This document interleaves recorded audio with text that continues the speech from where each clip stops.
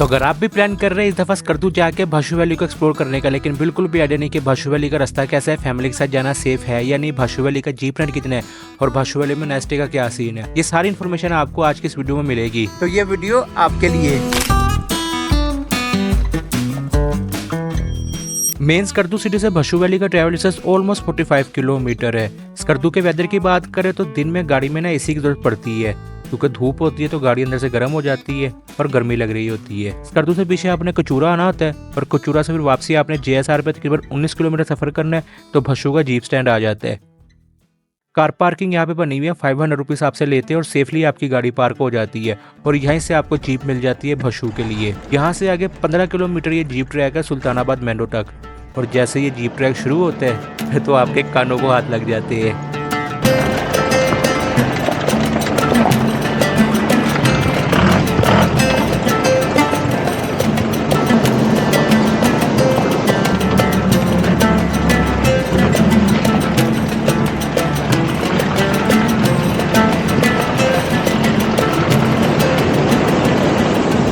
भाशु valley का jeep track काफ़ी bumpy है। बम्पी तो है ही है, इस पे मिट्टी भी और ये ट्रैक भी थोड़ा सा रिस्की है, लेकिन अच्छी बात यह है कि यहाँ पे जितने भी ड्राइवर्स हैं वो सब लाइसेंस वाले हैं तो बड़ी एहतियात से गाड़ी चलाते हैं। इस जीप पे झटके बहुत ज़्यादा लगते हैं। आपके पास प्राडो का ऑप्शन भी है, लेकिन जितना रेंट इस जीप का प्राडो का उससे डबल है।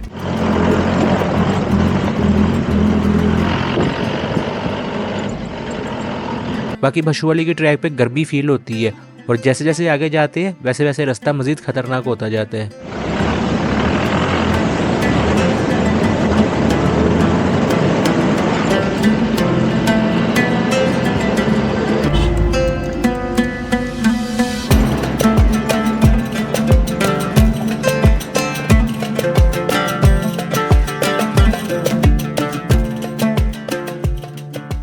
ये 1.5 से 2 घंटे की जीप राइड है और जब आप झटकी और मिट्टी खाते हुए ऊपर पहुंचते हैं तो सुल्तानाबाद मेंढो देखते आपके सारे पैसे पूरे हो जाते हैं।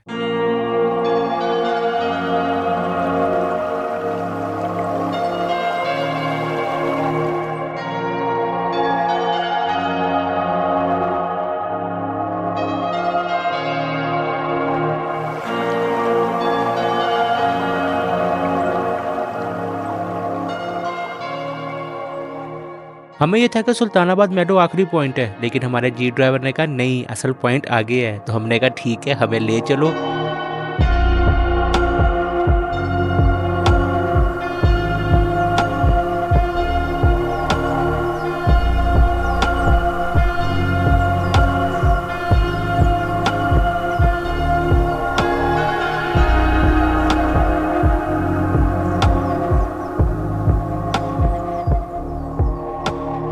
हमें भी आज से पहले वो सुल्तानाबाद शुरू वाले पॉइंट का पता था, इस पॉइंट का नहीं पता था। और एंड पॉइंट जो है भाशु वैली का वो यही है, मैं आपको भी रिकमेंड करूंगा अगर आप भाशु वैली आते हो तो ये एंड पॉइंट तक लाजमी आएगा। बाकी ये कि वेदर यहाँ पे रात को सर्दी हो जाती होगी, अभी भी जो हवा चल रही है वो अच्छी ठंडी है और सूरज में तपिश है, लेकिन वो जो गर्मी जो फील होती है ना, गर्मी जो स्कर्दू में एहसास होता है वो यहाँ पे फिलहाल नहीं हो रहा। हमें कहा गया कि आप पानी के साथ साथ चलते रहे और 5-7 मिनट बाद आगे जाके पानी के दूसरी तरफ चले जाएगा। वहाँ पे क्या होगा ये तो हमें नहीं पता था, सिर्फ ये कहा गया कि जब आपको ट्रीज नजर आए तो आपने पानी के दूसरी तरफ चले जाना है। हमने कहा ठीक है, चल के देखते क्या होता है वहाँ पे।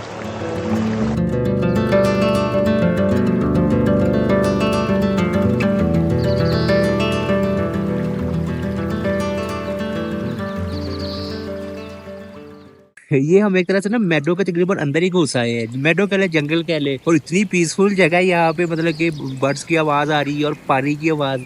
और मैं सुबह 5:30 बजे उठ गया था तो मेरा तो दिल कर रहा है कि यहाँ पे मैं ऐसे ही लेट जाऊँ, और यहाँ से मेरा आगे जाने को तो दिल ही नहीं कर रहा, लेकिन अभी आगे एक और पॉइंट भी है।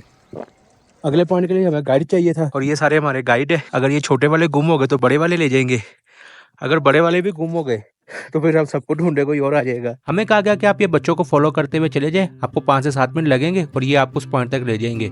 हमने भी सोचा ठीक है चलते हैं। शुरू में रास्ता इजी था, लेकिन आखिरी में रास्ता थोड़ा सा ट्रिकी था।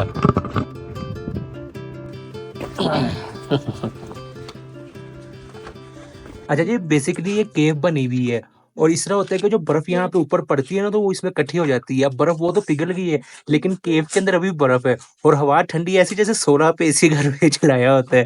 कान वान गर्दन सब ठंडी हो गई है यहाँ बैठे बैठे। वापसी ऊपर जाते हुए हमने देखा कि ये लोग कुछ खा रहे हैं। पूछने में पता लगा कि यहाँ पे केव के पास जड़ी बूटियां लगी हुई हैं जो कि एडिबल है।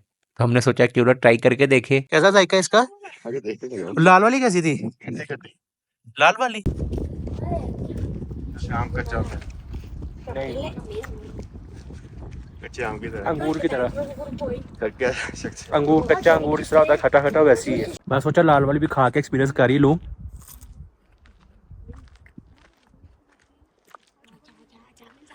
ये ज्यादा खट्टी है, हरी वाली मजेदार थी।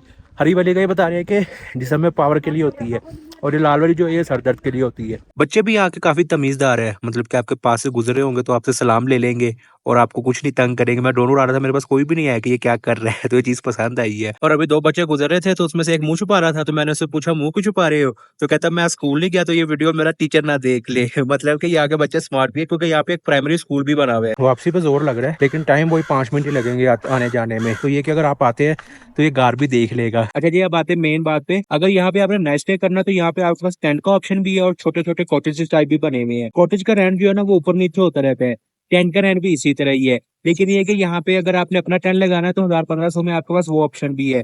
टेंट यहाँ पे काफी सारे लगे हुए हैं, और उसके अलावा यहाँ पे खाने पीने का सामान भी आपको मिल जाता है, लेकिन थोड़ा सा कॉस्टली मिलता है। तो ये आपने थोड़ा सा माइंड में रखना है यहाँ आते हुए।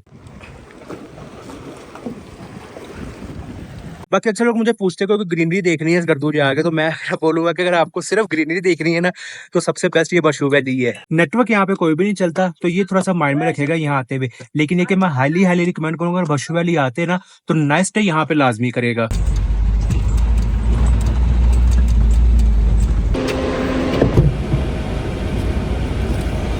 मेरी तो पसलियां खड़क गई हैं नीचे आते हुए। बाकी मैंने कोशिश की थी मैं आपको सारी इन्फॉर्मेशन दे दूं, अगर मुझसे कोई चीज़ मिस हो गई तो आपने कमेंट में मुझसे लाजमी पूछ लेना है।